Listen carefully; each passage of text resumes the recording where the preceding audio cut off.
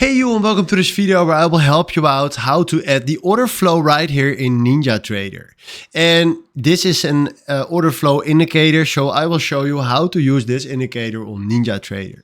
The first thing that we are going to do is right mouse click on the chart and then we go to indicators. Then we search right here at search for order flow, and here we find ourselves 5 options.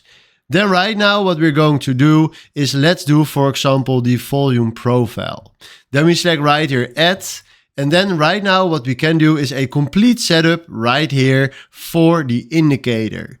But for now, I just show you how to add the order flow indicator. So I just click right here in a few seconds on apply. So we'll do that right now.